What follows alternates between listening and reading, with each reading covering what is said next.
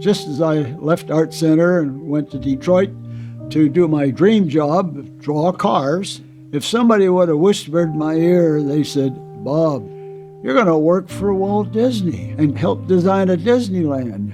You're going to design a 30-foot tall animated gorilla. You're going to do lighting for Michael Jackson. You're going to sink a ship in Las Vegas." I would have said, "You're nuts. I'm going to do cars."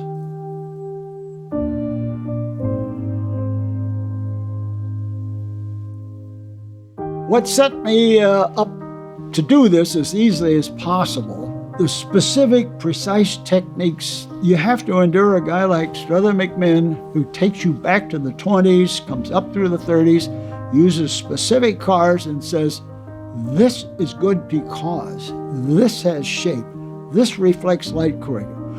It all has to have proportion exactly right. The experience at Ford was quite interesting. That's probably the nicest place you could possibly be that early in life. I was only 20 years old. Oddly enough, a year and a day, I'd been in Detroit, and with no warning, I suddenly said, "Thank you for the opportunity." And by that night, I was in Indiana. I don't ever recall having fear at anything, ever, after that situation. I knew that there was going to be a Disneyland constructed because there was a picture of it one day in the Los Angeles Times. And my thought was, oh boy, I'd like to go see something like that if they'd ever build it. Within about a week or two, I got a phone call to go to the Disney studio and meet Mr. Irvine in about 20 minutes. They need a little body on the Utopia car. So I had a short conversation, and I said, I'll be back on Saturday with some sketches. And by the second Saturday, more sketches. We looked at the little car. It turned out the little chassis was not very good. The fellow in the machine shop said that, well, why don't you get going on fix it? I'm not a mechanical engineer. I have no automotive training. At that very point, I thought, there's a lot of stuff I don't know, which got my curiosity up even more. I wound up designing the track on the Matterhorn, which meant I had to teach myself trigonometry. But I had to learn it, and I self-taught myself trig, which is ridiculous. One of the things I noticed about Walt, he was always asking and looking. Everybody kept saying the word curiosity. As people would say, well, Bob, why are you interested in so much stuff? Then I'd say, well, I must have that same curiosity. Pretty soon he says, Bobby, why don't you design a tram? Okay, then I designed a little tram, teaching myself railroad cars of 1880.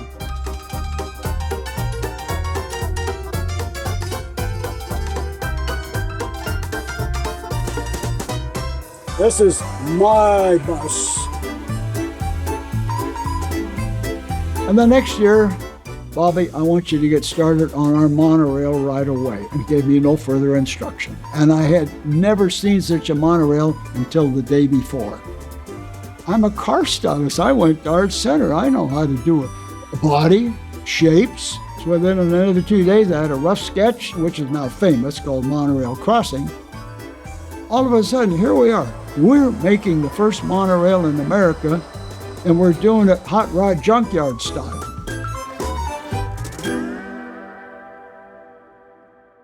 Every one of these most interesting things came out of left field or came out of right field with absolutely no warning.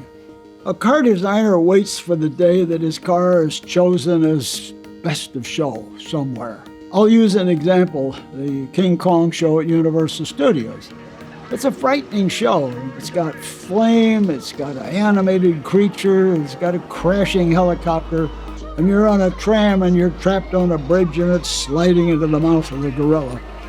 On the very first day, I went around the back door. All the people in the Middle Ages, they were going like this. Oh my God, oh my God. The old people were going, and the little kids were screaming. And I had a grin on my face. I didn't do a award-winning car. I had a tram full of people that were affected. And I thought, there's my paycheck. How does a student make a choice of how far do you go on your own? Because it's going to be your career, in your life and things you want to create.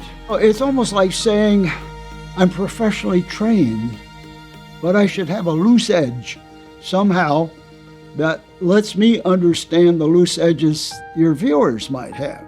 Maybe that's why I find so many things so interesting that's new every week, just because of that loosey-goosey kind of an attitude. I recognize that my design path did not go in a forecast direction. I had to wait decades to finally get recognized as a car designer. I mean, it was such a joy to be 92 and find my little car professionally designed the way I was taught at ArtCenter and see it in the Peterson Museum. The fact that it comes that late in life was just absolutely worth waiting for, yes.